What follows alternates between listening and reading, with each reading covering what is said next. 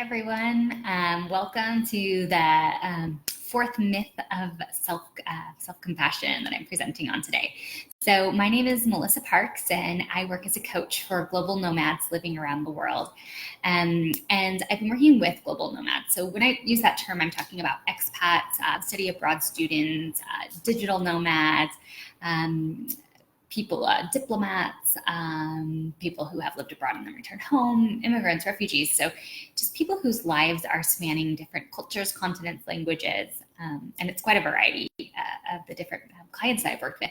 And so since I started working with those clients, it's been about 5 years now, and I've just been on the search for different tools that can be really beneficial to people who are living really different lives.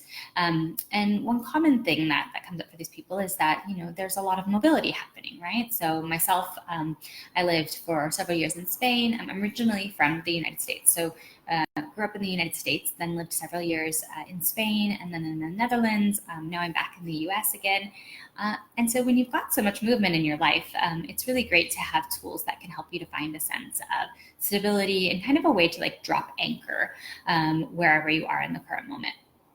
And so one of those tools has been mindfulness, and I found that to be incredibly beneficial for myself.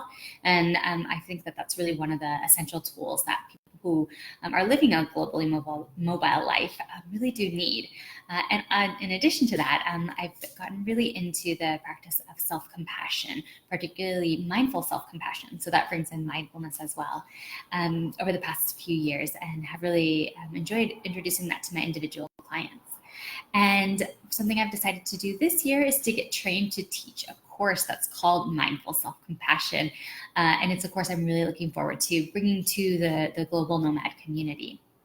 So that's a little bit of explanation of why I'm doing kind of what's motivating me to do this Facebook Live series, is that often when I talk about self-compassion to people, there's a lot of kind of internal barriers that come up. So they can be fears and misconceptions. And I'm doing this series to kind of try to break apart some of those misconceptions and myths. So last week I talked about why self-compassion won't make you self-indulgent or lazy, and how it can be a great source of motivation. And today I'm going to talk about another misconception, which is that self-compassion might make you self-centered or narcissistic. And that's another thing that can come up too. I mean, of course, that's a fear that people have. You don't want to aim to be self-centered. You don't want, you might see people in your life who do show narcissistic traits, and you don't want to head in that direction. So I just want to clarify today why that's not the case. And in order to do that, I'm going to break apart a little bit about the difference between self-compassion and self-esteem, because often there's some confusion about those two, and that's sometimes where that fear of becoming self-centered and narcissistic can come from. So I'm looking at my notes right now, and so I got a bit distracted. And I want to explain to you also why actually what we hear a lot of talk about self-esteem, but actually what we want to aim for is more self-compassion. So over the past few decades, particularly in the United States, there has been a huge deal of emphasis placed on the importance of self-esteem. And self-esteem is, when we talk about self-esteem, we're talking about how we value ourselves, and how much we like ourselves, and how we evaluate ourselves. And while it's true that low self-esteem is absolutely problematic and can lead to problems, including depression and low motivation, trying to aim for high self-esteem creates a ton of problems in itself too. So there's thousands of studies that have come out demonstrating the benefits of self-esteem. And we've kind of even seen a self-esteem sort of movement. Teachers and parents might feel, I need to let these children that I work with, or the children I'm taking care of, I need to let them know just how special they are. And there's, of course, also within the self-help industry. I mean, if you get on Amazon, you'll see tons and tons of books out there trying to show people how to feel like they are enough and how to increase their self-esteem. So what the problem is, though, is that research shows that this self-esteem movement has also led to a sort of narcissistic epidemic. So I wanted to quote a little bit of research here, which is that there were researchers in the United States who tracked narcissism levels of over 15,000 college students between 1987 and 2016, so about a 20-year period there. More than 20 years period there. But what they found that the levels skyrocketed. And at the same time, the interesting thing was that the average level of self-esteem of these same students increased even more, right? So we see that, okay, self-esteem is going up. Oh, wow, but also narcissism is going up. And of course, we can't assume, that they're absolutely related, but it is interesting to think that, okay, maybe there could be a correlation or connection here. And the problem here is that within Western culture, having high self-esteem often means that we need to feel above average or special in comparison to other people. And the fact of the matter is that we can't all feel above average all of the time, right? That's just not possible. And so when we realize, okay, there's somebody who's more attractive, more talented, more intelligent than me, it can make us feel quite bad about ourselves. And it can really lead us to be in a constant state of comparison with others and can create hyper-competitive cultures as well, right? If you feel like I need to stand out in order to feel good about myself. Another thing to think about too is that if we need to feel special and above average just to feel okay about ourselves, we're at risk of creating something that psychologists call a self-enhancement bias. And what that means is that we try to puff ourselves up and put others down. And that's so because that's a way that we can feel better about ourselves. And unfortunately, this can lead to some really negative behaviors in order to help people feel superior, just so that they feel good about themselves. That can be bullying, harassment, prejudice behavior, anything in order to feel like we or a group that we belong to, political, ethnic, gender, national group, is better. And I want to clarify too that this, maybe you're saying, okay, I don't harass people, I don't show explicit prejudice behavior, I don't bully.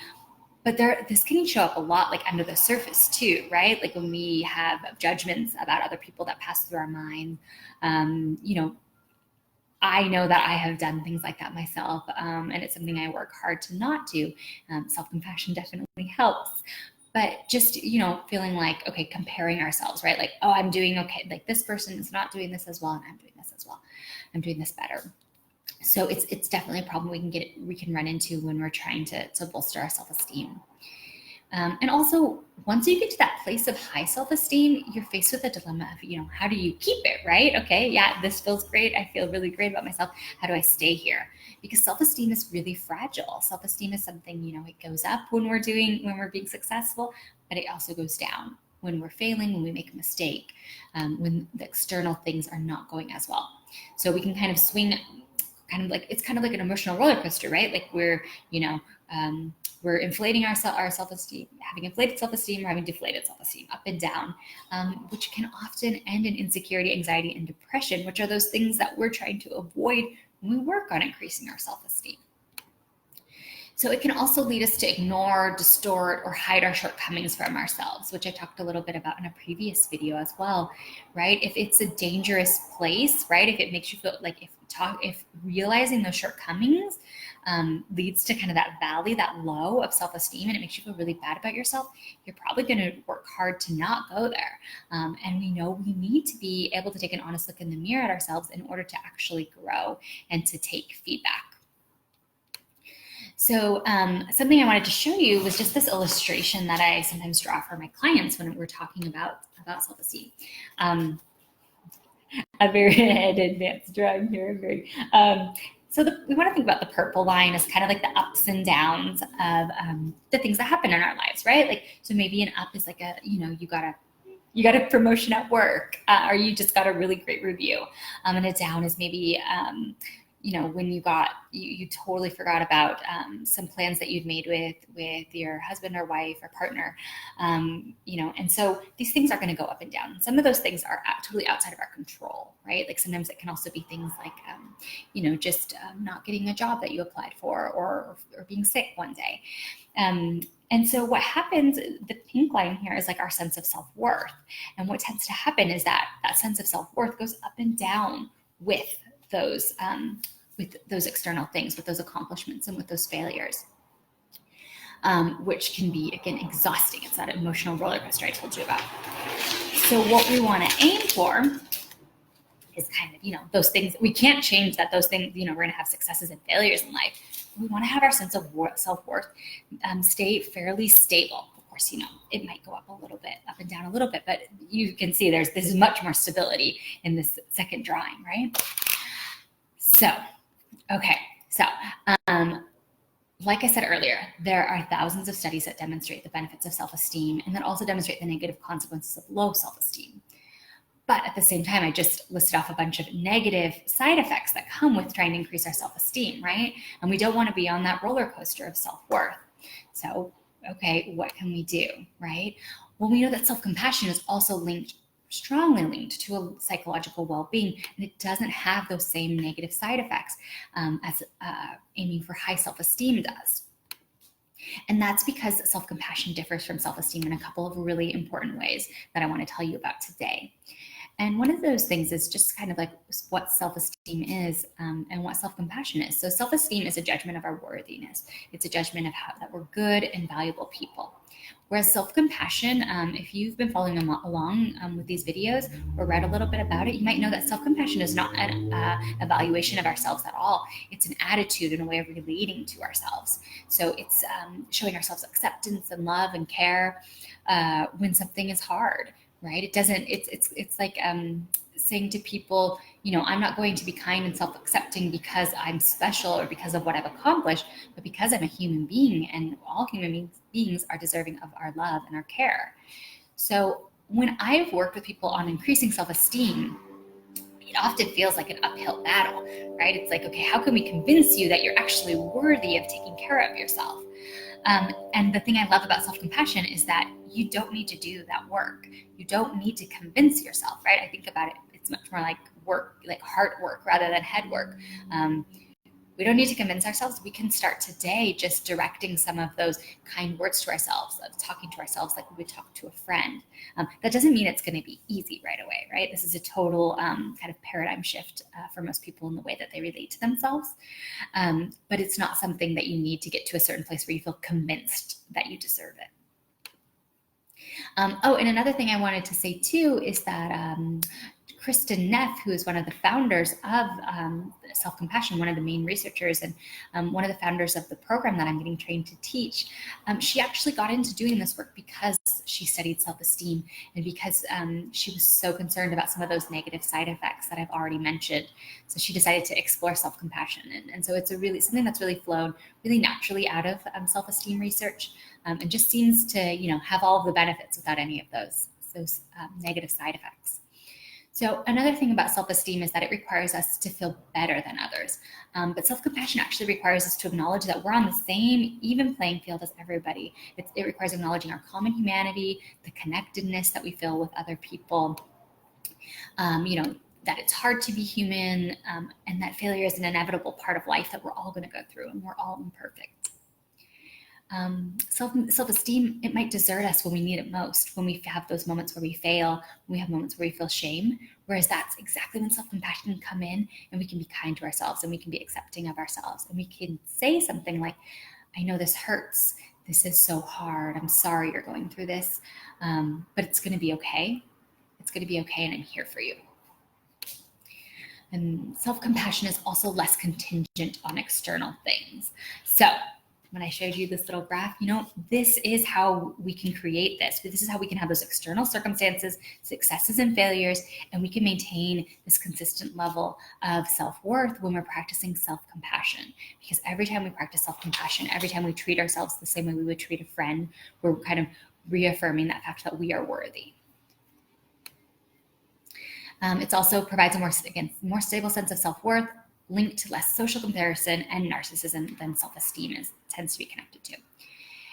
So Kristin Neff, the person who I just mentioned, that one of the founders of the program, Mindful Self-Compassion, she describes self-compassion as a sort of an island of calm. And I love that idea because, again, we're all living lives that are going to have ups and downs. If you're living a globally mobile life, there might be a lot of changes and transitions. It might be really hard to find kind of a sense of consistency. And we can find that consistency and that calm inside of ourselves. So if you're interested at all, I would totally recommend Kristin Neff's book, The Proven Power of Being Kind to Yourself. Self-Compassion, The Proven Power of Being Kind to Yourself. It's a pretty easy read. She brings in a lot of also her own experience about what the benefits she's seen of self-compassion in her own life. She has a son who's on the autism spectrum, and self-compassion has proved to be invaluable for her for going through that particular challenge in life.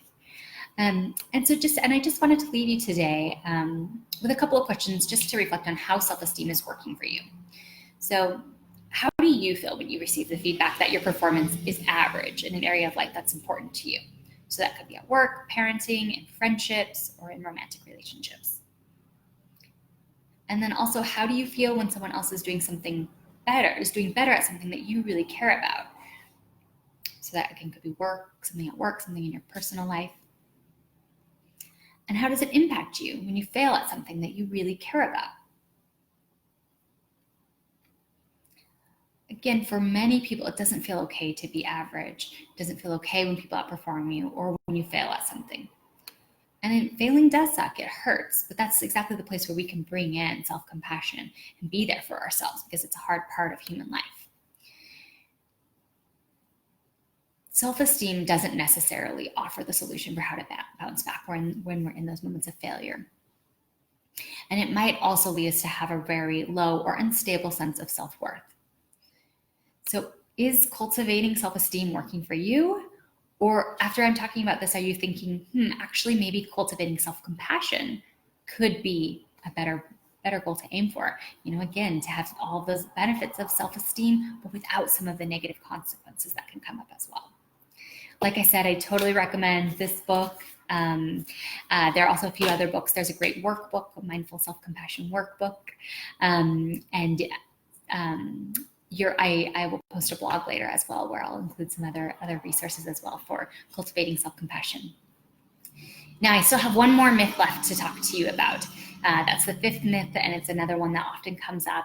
And it's about this fear that if I'm compassionate towards myself, if I'm kind to myself, that's going to make me selfish. And that comes up a lot for a lot of us because we've been told, that we need to put other people's needs ahead of our own. And so I'm going to talk about that and why that is also not true. So thank you so much for tuning in today or for watching this video later. Another thing I just wanted to mention as well was that, I've talked a lot about self-esteem as like a construct in Western culture. And I also know that self-esteem could look different in different places. It could look different outside of American culture, and it could look different even within subcultures within the United States. So if you feel like dropping a little note too, just to tell me a little bit about what self-esteem looks like where in a culture that you're familiar with, I'd love to hear that as well. And then also just if you have any questions for me, please leave those below as well. I hope to see you next week, and I hope that you have a great start to your week wherever in the world you're calling home. Take care. Bye-bye.